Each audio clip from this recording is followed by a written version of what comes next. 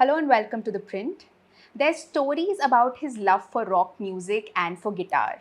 There's stories about his time as a bureaucrat, and there's stories about his interactions and conversations with the who's who of the world, including former prime ministers, chief ministers, and even Sunil Dutt and Javed Akhtar. There's literally 100 stories and 100 memories in this new book, which is called India and I.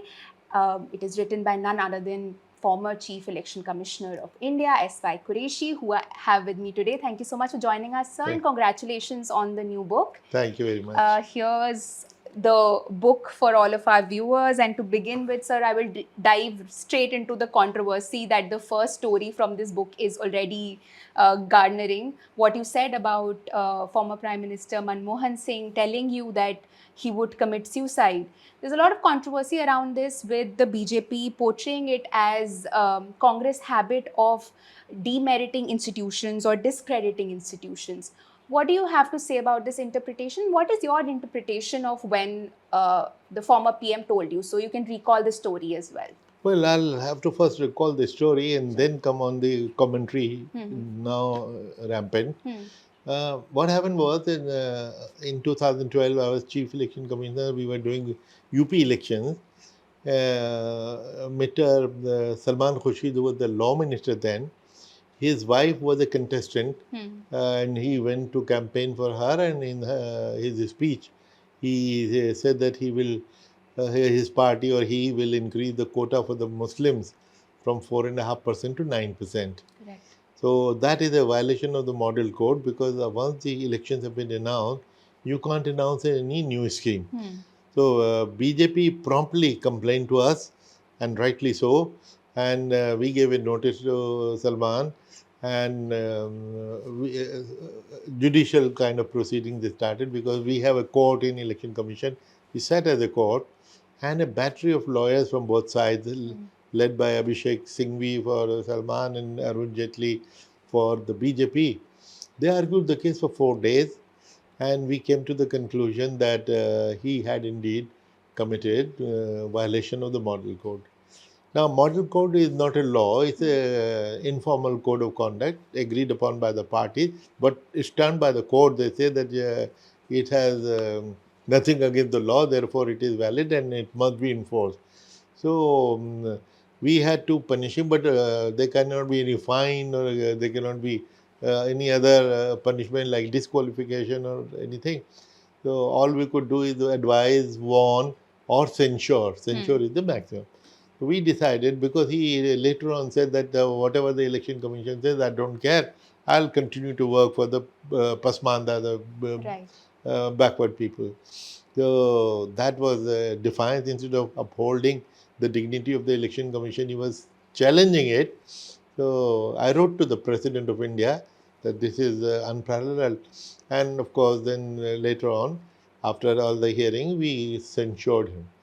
So after that, some of the leaders of his party, which is the Congress party, he started abusing me or the election commission, kind of a loose talk. So attacking me is all right, I don't care, but attacking my institution, which I valued, wasn't acceptable. So we decided to write to the president, and in the hearing, when we decided, we censured him. After that, the angry outbursts and loose talk, I brought it to the notice of the Prime Minister through his media advisor. The Prime Minister was absolutely shocked, and he immediately rang me up and wanting to meet me immediately, as if he will come to meet me. But I said, sir, you tell me and I'll come and meet you wherever you say. And went to his house, 7 p.m. at the time fixed. He was waiting at the door. He escorted me inside, and as soon as we sat down like this, he said, Mr. Quraishi, Harish has told me about your conversation yesterday. If that is what you think, I will commit suicide. I wasn't prepared for this at all. I was quite shocked. For 30 seconds, I had no words. Then I first composed myself and then calmed him down. for the next 15-20 minutes. And I said, okay, sir, it was not meant for you. It was only to inform you that your colleagues are indulging in loose talk. Please stop them. So he says, I did not know, but otherwise I would have taken them to task, but I will do that now. And that's it. But again, he praised the election commission. He said the election commission is India's pride. Where India is famous world over because of its democracy and a great election. We are very proud of election commission and very proud of you. And therefore, it is unimaginable that I will be critical. Right. So, which of course we clarified that it was not him that we were talking about. So that was the end of the story. And what is the second part? That the interpretation Yeah, that's interpreting. being made. No, I think they have to. Since the opposition is always indulged in slanging match, they have to come out with some interpretation. Okay, look, this is Congress culture. But the moral of the story is here. The Prime Minister. What was his attitude? He was full of praise for Election Commission and full of apology, even at the thought that he could have indulged in any loose comment about Election Commission. That is the principal clause in this article, that he was so respectful, had always been. Many times I heard him say that how proud he is of India's election and its commission. So that should be the moral of the story, rather than any comment that they were angry because I had censured their law minister, and besides him, three other ministers of the Congress party, the same party which had appointed me. Right. So, but because that was the culture those days, after appointing me, they could not have dictated me, they could not have given me any instruction, and we were so independent to the extent, what better proof do you need than four ministers getting charge sheeted? So you talk about the culture back then while you were at the Election Commission. That's what I wanted to come to you next. The Election Commission of India of today, how is it different from the Election Commission of India that you were a part of? Well, the very fact that you are asking this question shows that there is some difference, and a lot of difference, because the Election Commission, those days, our policy was very clear. We were very pro-opposition. We were very soft on the opposition, and our instruction to our staff all over the country, that if we have to keep our doors open to the opposition leaders, if they seek appointment tomorrow, give them appointment today, and we needed their trust, because election commission has to be trusted not only by the government but by all the parties. And government in any case has long hand, they can get 100 things done, but the opposition is without power, therefore they needed hand-holding, which is why the declared attitude was very pro-opposition. And let me remind you, during all my 6 years, the main opposition was the BJP. Therefore, if their leaders criticize me today, which they sometimes do, will be very wrong, because I was so good to all the opposition parties, including the BJP. It's so much so, Mr. Arun Jaitley initially was very hostile to me for a different reason, because I was considered close to Sushma Swaraj, and they had an inner fighting going on, and because of that they were hostile to me. But when he saw me in action, for 6 years he saw me totally even-handed, supportive of whatever they were asking, demanding, including this action on Salman Khurshid, then he realized, and after that he used very good words for me, endorsing my book and otherwise in his conversation. So he became totally pro me later on, because of the fairness which he noticed. So do you see that as a difference in the ECI of the past as compared to ECI of today, of how they deal with the opposition? And that's actually a question that I wanted to ask, that do you agree with how the current Chief Election Commissioner Gyanesh Kumar deals with the opposition or reacts to criticism?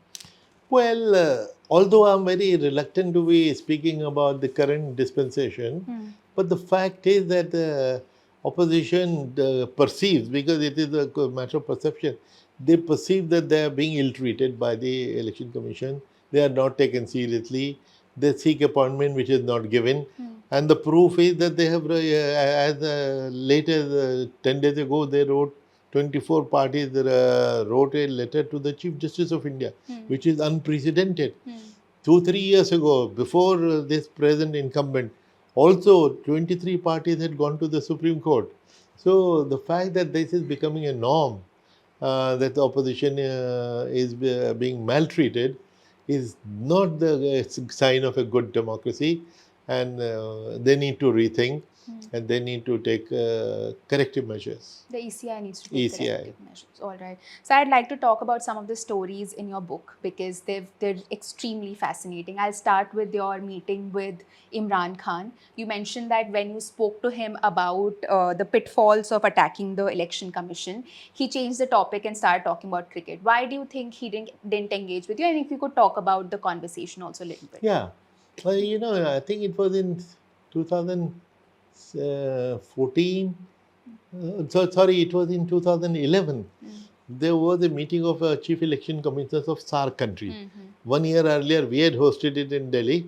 Then the next was in Islamabad. And when I went there, a common friend of Imran Khan suggested that I go and meet him, whether I would like to meet him. I said, yes, I'll be happy to meet him.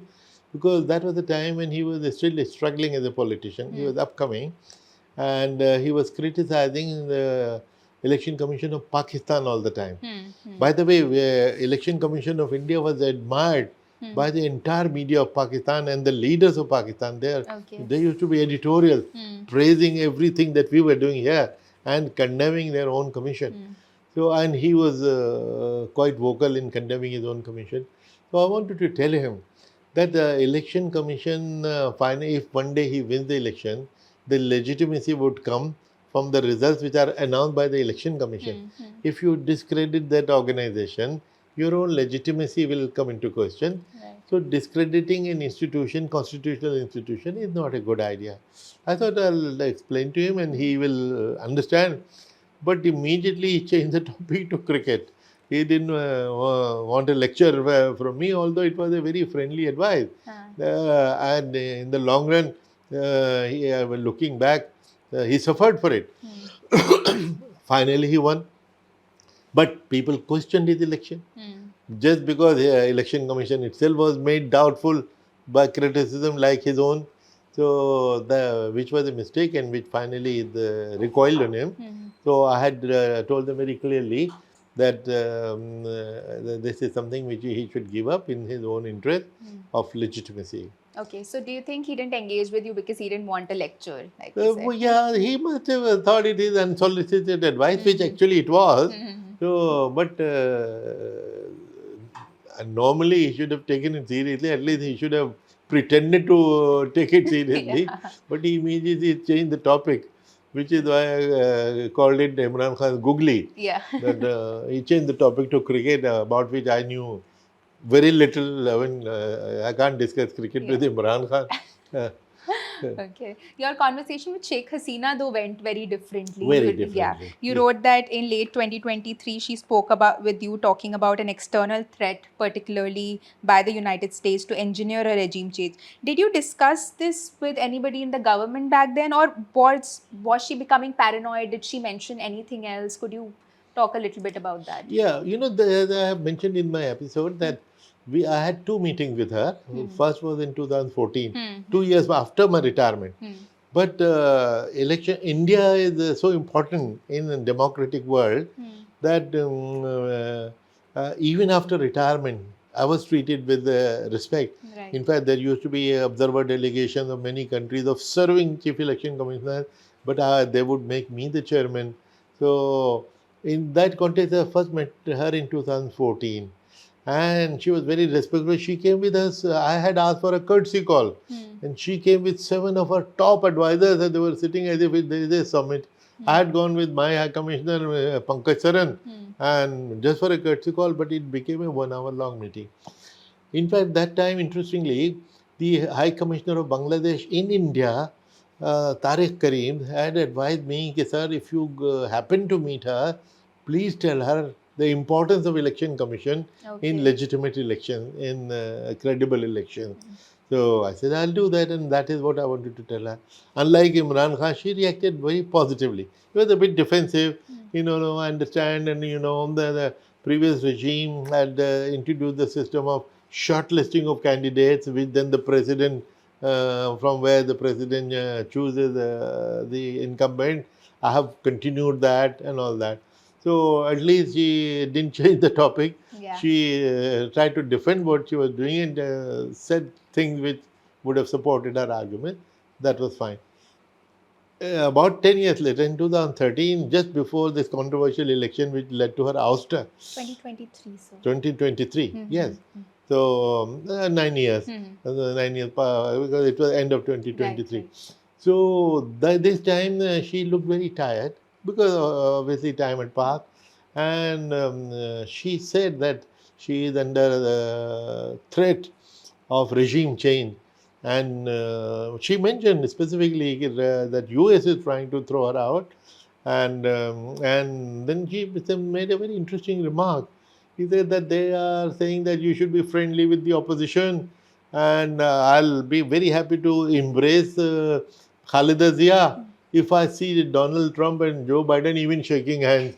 They don't even talk to each other. They expect me to be nice to my opposition. So this is hypocrisy.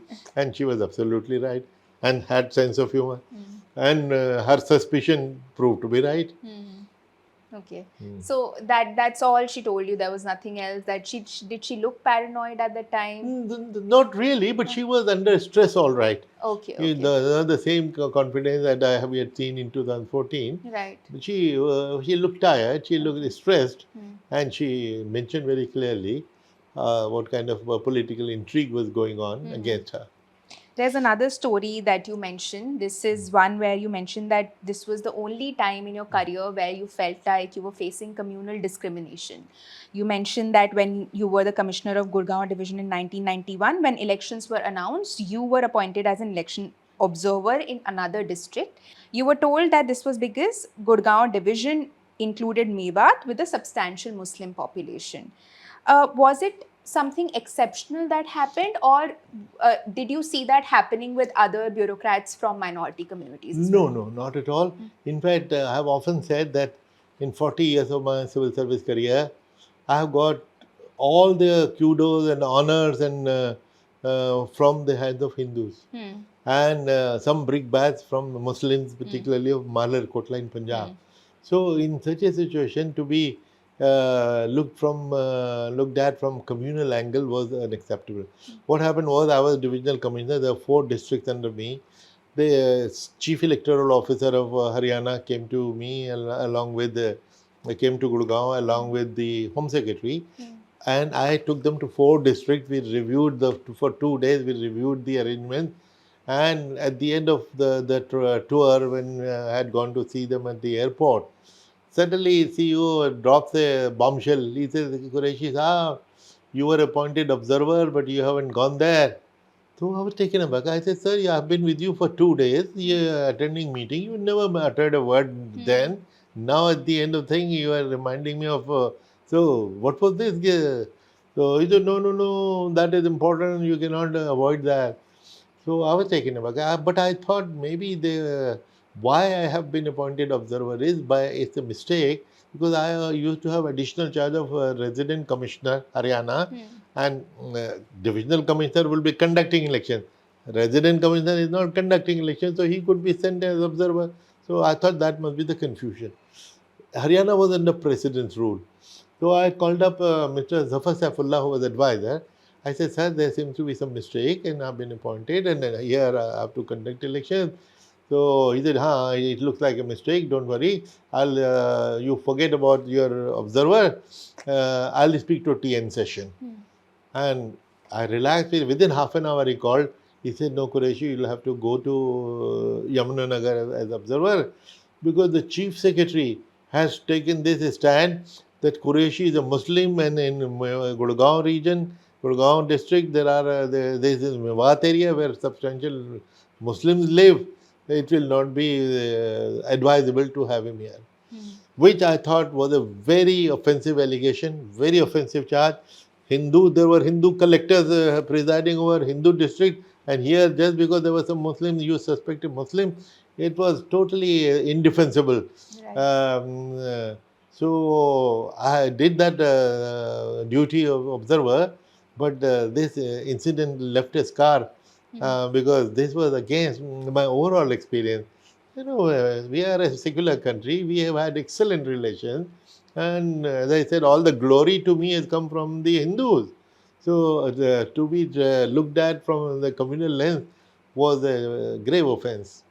Have you heard any stories of such discrimination happening today against bureaucrats of minority communities, or do you think it was just an exception and a thing of the Well, past? I don't know because I have not exchanged notes with the bureaucrats of today, particularly of the minorities. Therefore, I really don't know. But the fact that there is an atmosphere of discrimination against the Muslim cannot be denied. The fact that you don't have a single MP, no ticket is given to a Muslim for MP, for MLA. No, this is not a small thing.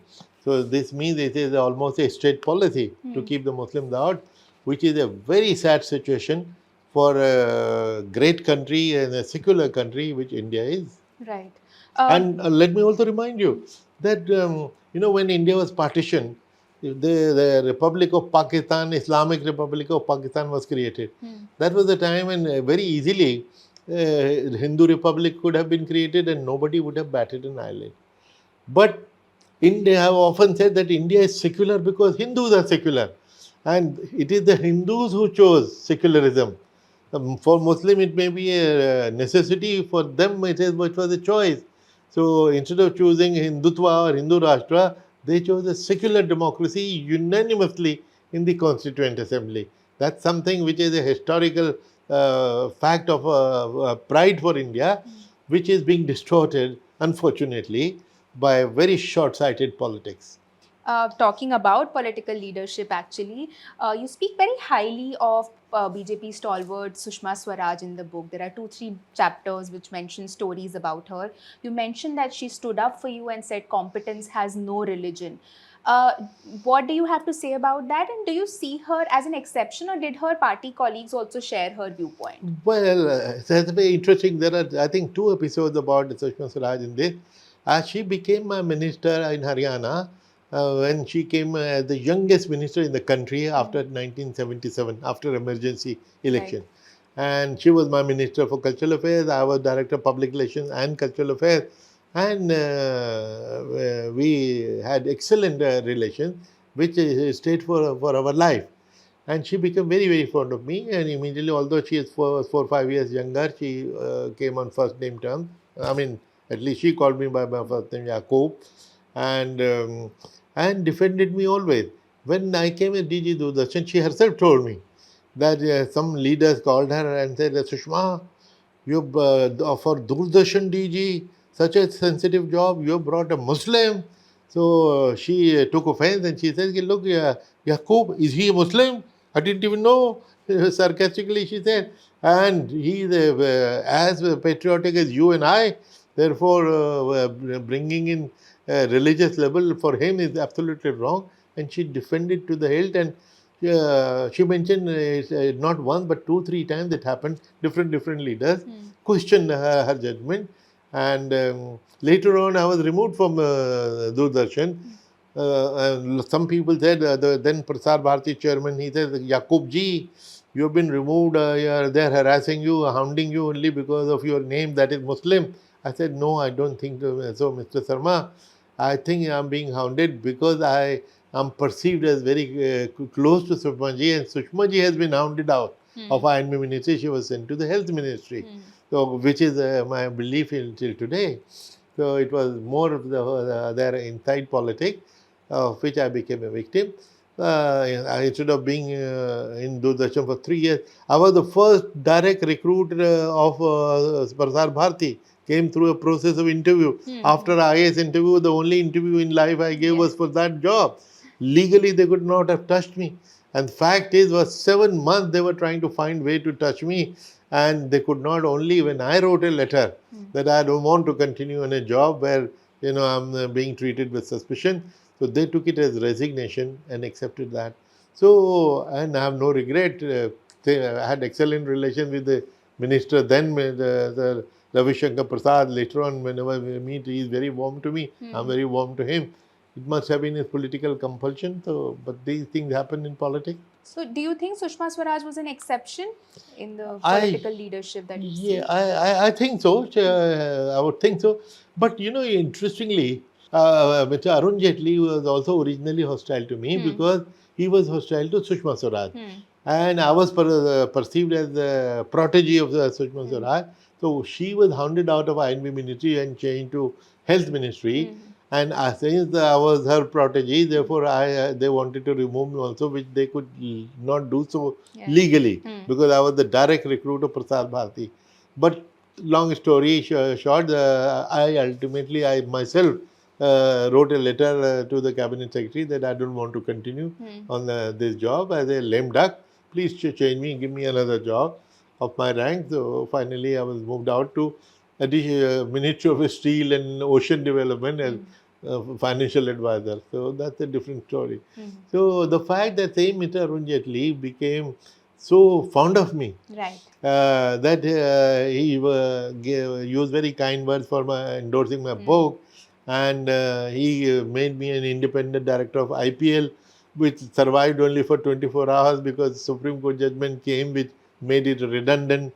And his turnaround was because he saw me in action as a fair and even-handed.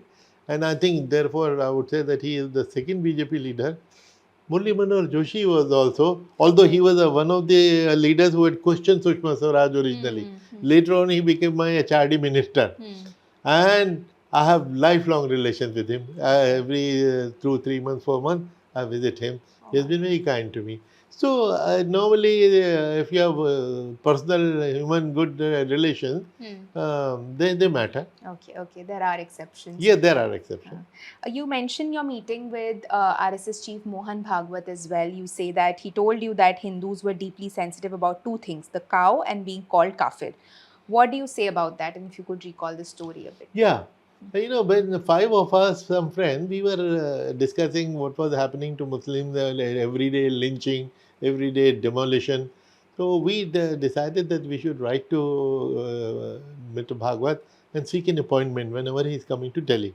We sent him an email and he immediately responded and gave us appointment 20 days later, and we met him.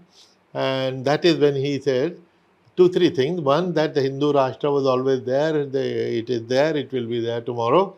So fine. And we are not going to change the constitution. These two things very categorically he said. And then we asked him, okay, what will be the position of Muslims in your Hindu Rashtra? So he came out with a very strong statement. He says, हम तो मुसलमानों के बिना हिंदू राष्ट्र की कल्पना भी नहीं कर सकते. We cannot even imagine Hindu Rashtra without Muslims because they are our equal citizens and we have to work for the country's development together. So that was again very reassuring.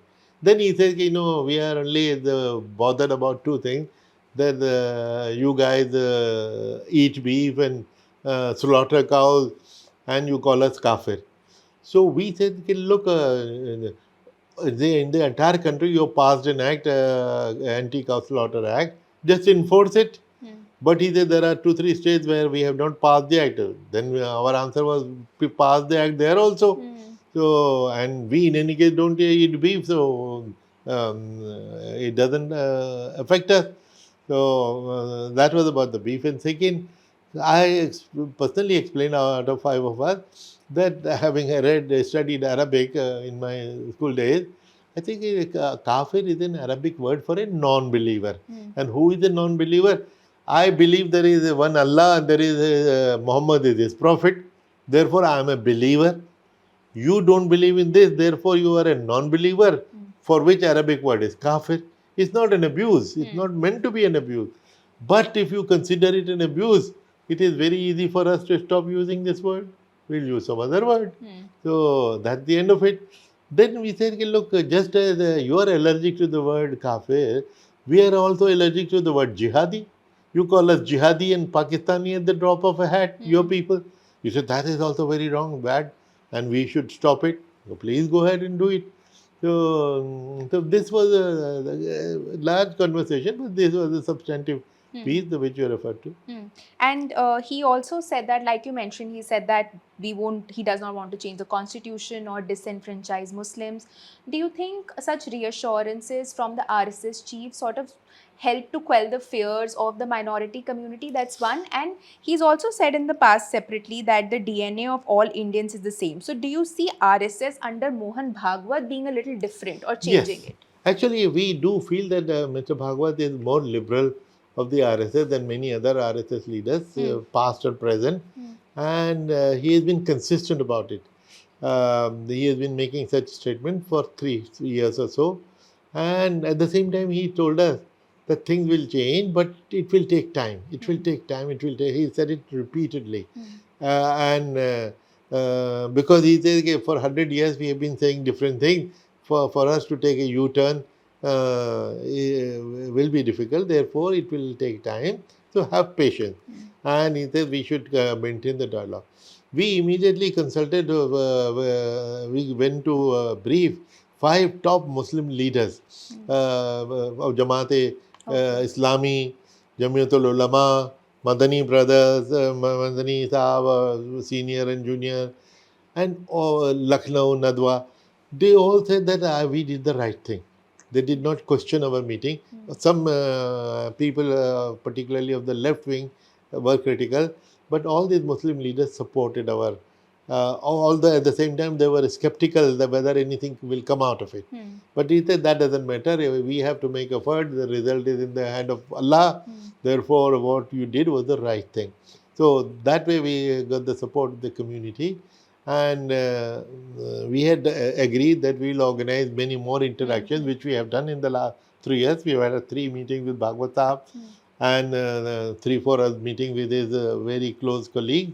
So, of course, we can't see any dramatic change on the ground. But I have this wishful thinking that I had written a book on population myth, Islam, family planning, and politics. I gave him a copy of that book.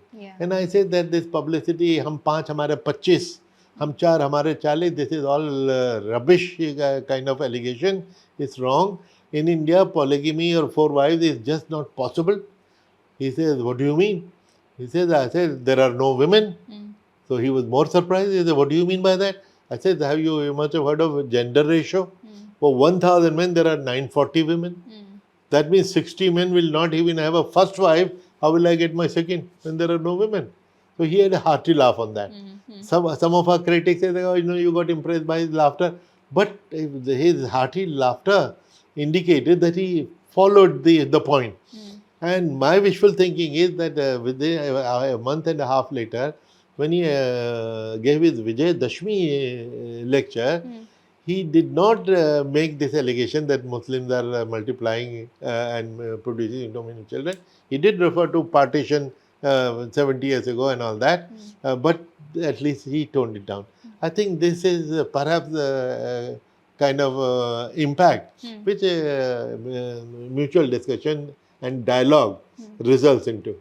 How have the later meetings with the RSS Very, gone? very pleasant. At the same time, our critics from our community and mostly our community, they say that on the ground demolitions are still happening, lynching is still happens. But if you notice that lynching which used to happen once a week is now happening once a year. So there is a decline in that. So, and in fact, he also made another observation. He said, look, when I make a secular statement, you can't imagine how much attack I come under from my own RSS and Hindu community, which is absolutely correct, because we saw some videos abusing him literally and that he should be removed. Why is he talking to these Muslims? After all, they are retired people. What difference? So, but I think he wants to liberalize his organization, and he has been consistent about it. Okay. Now I'll take a few questions. I know the interview has gotten really long, but a few questions on what's happening in the country. Coming to the SIR, there has been a lot of debate on it. You have written and spoken a lot about it. In a few words, if you could tell us what is wrong with the SIR, if at all, whatever Yes. you think about it. Absolutely, everything is wrong with SIR because purity of electoral rolls is absolutely necessary, and all of us for the last 75 years have been doing it. We were not fools. We have been doing it, and the fact that we 99% of the rolls have become accurate. Number one, they have been digitized. You don't have to throw them in the dustbin and start from scratch, which is the stand they took. That current rolls are in the dustbin, and we will start from scratch. Who are you and who is me? That is how. What took us 30 years to do, they want to do in 30 days or 3 months. Absolute rubbish. And our philosophy was, and Article 326 of the Constitution said that every citizen, every Indian, subject to certain conditions, that you are disqualified for this reason, that reason, shall be registered as a voter. So it is a constitutional obligation. The Election Commission is not doing a favor to you and me if they register me as a voter, but they are making life miserable for everybody.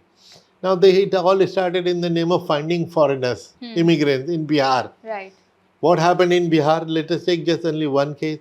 The 8 crore people were made to run around to find those Bangladeshis. And how many Bangladeshis were found? Election Commission has not declared till today. What is there to hide? Why are they not coming out with these figures? But in the absence of their coming out, what we saw in the media, and they have not contradicted it, I have said it many times, that 500 foreigners were found. 8 crore people, 500 foreigners, of which 150 were Bangladeshis, 350 were Hindu women from Nepal who had come by marriage. Now, to spot 150 foreigners, you shake up the entire state and delete lakhs of voters, lakhs of them. So this is not purifying the electoral roll. It is distorting the electoral roll, and it is highly questionable. The intention is questionable.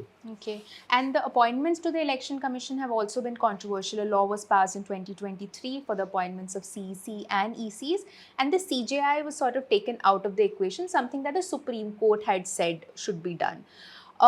What do you think about this selection procedure? Do you think it's fair to maintain transparency in the appointment to the Election Commission, or do you think there's an alternative? Well, even when I was CEC, I used to say that I have been appointed unilaterally by the government of the day.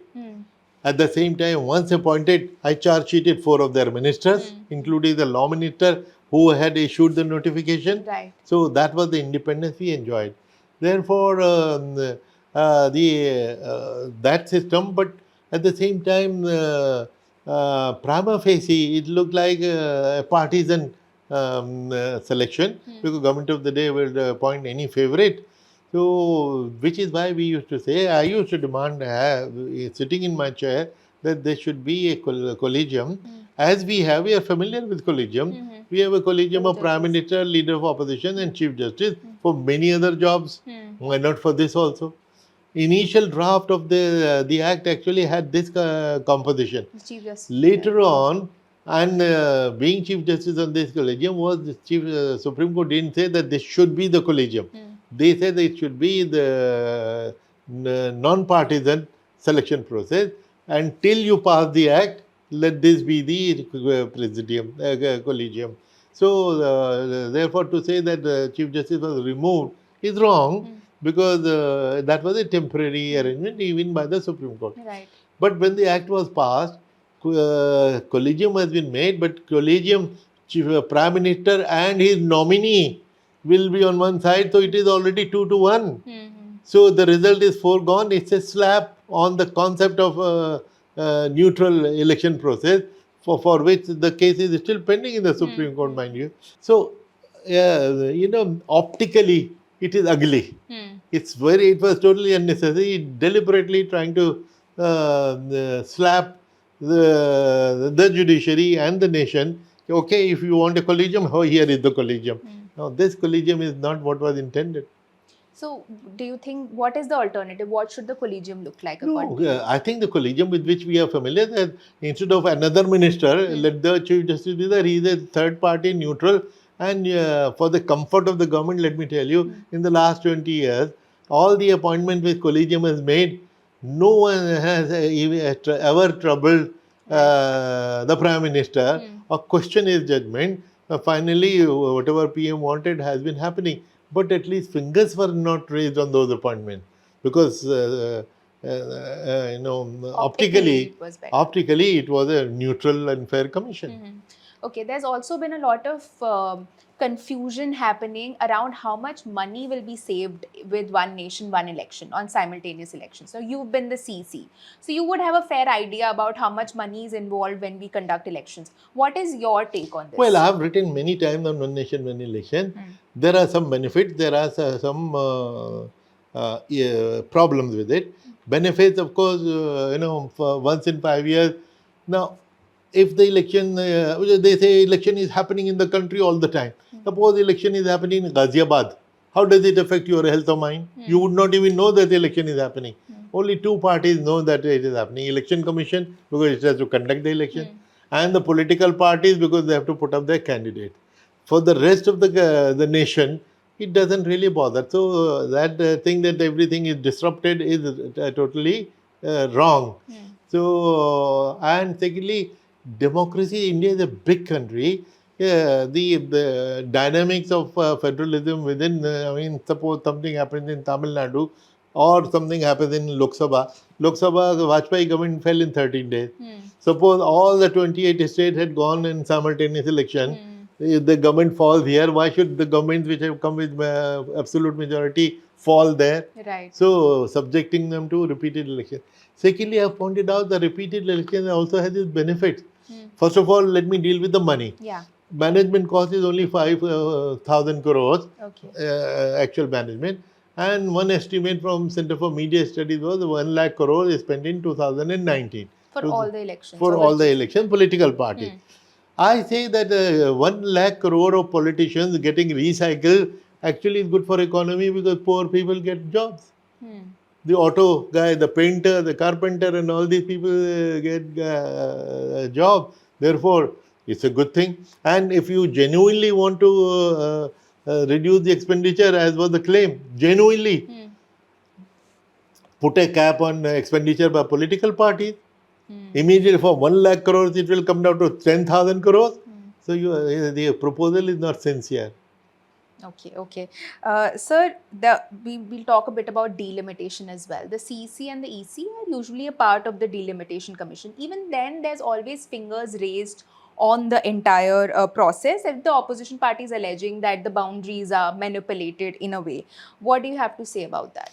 Well, delimitation, we had never heard the word gerrymandering except in our political science class in the 60s. Right. In India, it was unknown to us. But lately, this is being talked about too much.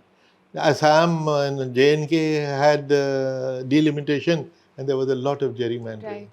So they try to draw a constitution in such a way that a particular section cannot win those elections.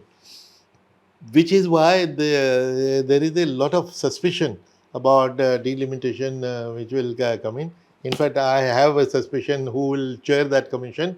I would not name the person, but the neutrality and fairness, it has to be a Supreme Court retired judge for sure, but then somebody who is perceived to be neutral and not loyalist of a party. Okay, so that would be important. Yeah, very important. Okay. So one last question on your book now. You say that this is not a memoir, it's 100 memories. So why did you choose to write not a memoir and 100 memories? How did the idea come about? Yeah. You see, many friends used to tell me, lots of people over the last few years, that I should write an autobiography. And my response, and very sincere and honest, used to be that I'm not important enough to be writing an autobiography. Who is interested where I was born and where did I study? Why should anybody like to read my book? And it is not false modesty. I really mean, I really felt it.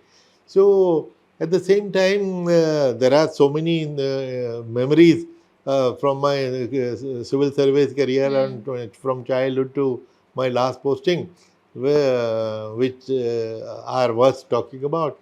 So a poet friend of mine, he suggested that I should write 100 100 random memories.